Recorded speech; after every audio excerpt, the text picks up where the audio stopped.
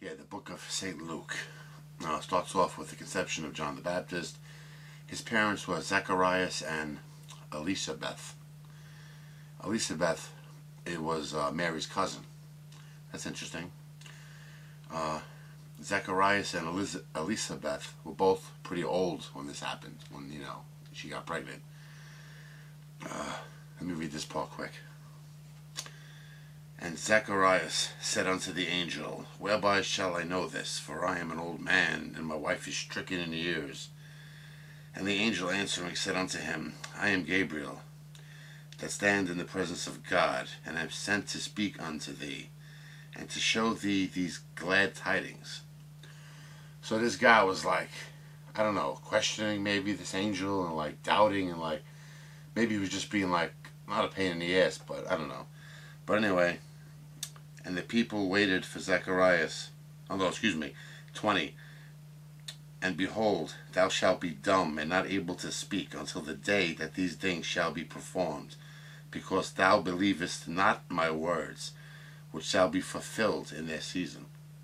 And the people waited for Zacharias and marveled that he tarried so long in the temple. And when he came out, he could not speak unto them. So the angel did something to him and made him like, almost like dumb, where he couldn't talk no more and stuff. And he was going to stay like that until the fulfillment of, what was going to be. The birth of John, John, who turned out to be John the Baptist.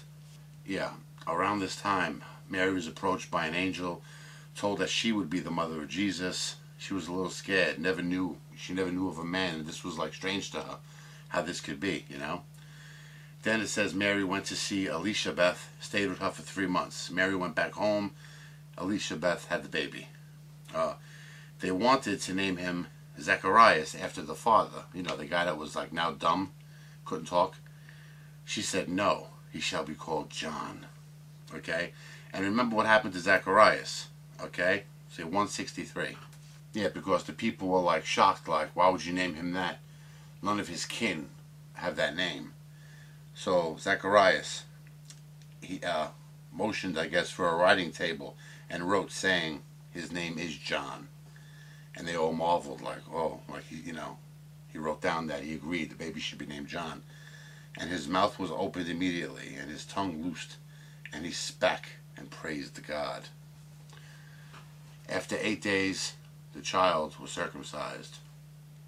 Yeah, it mentions in 2, Caesar Augustus was taxing everyone.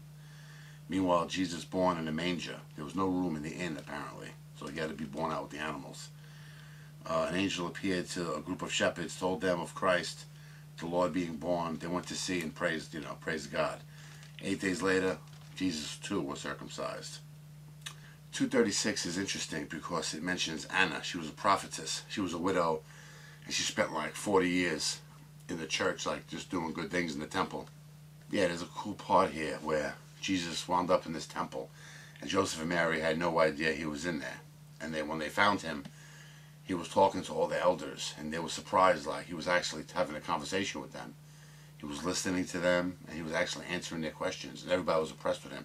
He was 12 years old. And when they saw him, they were amazed. And his mother said unto him, Son, why hast thou thus dealt with us? Behold, thy father and I have sought thee sorrowing. But they were really worried about him.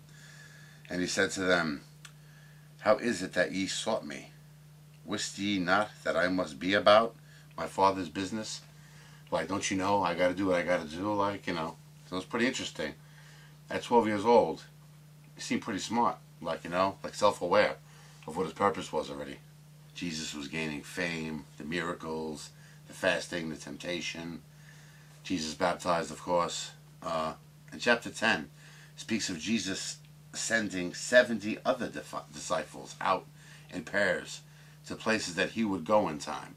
So he sent out 70 other disciples too, which I guess in this book they go unnamed, to like 35 different places, and he's going to show up eventually. So I guess they go in advance, like saying, Jesus is coming and spread the word or whatever. I don't know, but it's pretty interesting. Yeah, 11:14 talks of the questioning of Jesus' methods. Like, was he doing the work of Beelzebub instead of God? Like, you can see like the grumblings of people. Like, they see somebody doing good, but at the same time, they're wondering, like, he's saying he's doing good, but maybe he's doing, the work of the devil or something. You can see those same problems arising. Well, I don't believe in Antichrist. I already said that in a lot of videos. But you can see that problem happening. If somebody did come forward, like now, and start doing really, good things in the world, you're always going to have, like, Christians saying, oh, he's the devil, 1941. This is about Jesus. And when he was come near, he beheld the city and wept over it, saying, if thou hadst known, even thou, at least in this thy day, the things which belong unto thy peace, but now they are hid from thine eyes. For the days shall come upon thee, that thine enemies shall cast a trench about thee, and compass thee round, and keep thee on every side. You can make the argument that that's exactly what Israel is right now. It's like surrounded by enemies, in a hostile region. So, these are like prophecies speaking of the future of Israel that you can see. Obviously, that's a prophecy. I guess you can't argue it. I mean, this is exactly the way it is right now in these times.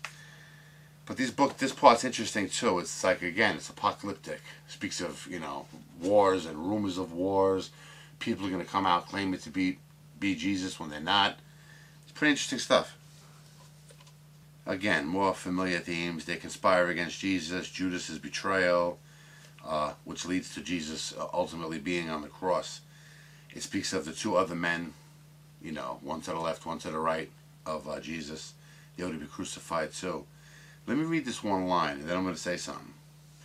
Yeah, one of the two thieves doubted Jesus, but the other one said, and he said unto Jesus, Lord, remember me when thou comest into thy kingdom. And Jesus said unto him, verily, I say unto thee, today shalt thou be with me in paradise. Like he's promising the guy, like, well, we're going to die now, but this day you will be with me in paradise. But check out this part here. Let me get to the right line. Now look, 47 of 23. Now, when the centurion saw what was done, he glorified God, saying, certainly, this was a righteous man. Now remember, what was the line in the other gospel? This is from Mark now.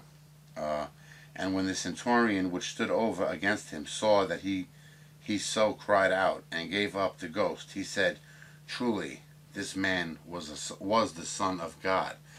So now you see two gospels both saying the same basic thing, but very different. One actually gives a quote, and one doesn't give a quote. It just says, he's a righteous man. But a lot of people speak of contradictions, and I'm not even saying that this is something that people even say is a contradiction. Like, why would one book say one thing, so perfectly, the quote of what the centurion said, and the other book says something different? But you got to remember too, a lot of this is, you have to. Some people say the God, God wrote the Bible, but I always believe that man wrote the Bible. That's me personally. But this is one of the points that prove that I'm right. Because if you took 4 people and they all witnessed an event of some sort, and then you took those 4 people and you put them in 4 rooms and said, everybody write down what you just saw, they'd be like, oh, okay. Believe me, you would have slight variations of what they all saw and what they all heard. The quote might be a little different. Because if they were going to fool people with the Bible, see, I see truth in that particular contradiction. Not all the contradictions, but this one in particular. If you're going to fool people and really make suckers out of people, then they could have easily made all 4 Gospels exactly the same, like word for word, But this, to me, not that it's definitive proof that people seek so much, but to me it shows more realism, that you can imagine that 4 people writing the Gospels, and they each have a little different something to add to the story. A little more backstory of John the Baptist, a little more backstory of Jesus, the nativity isn't in all of them, you know what I'm saying? That's kind of interesting. I'll see you next time.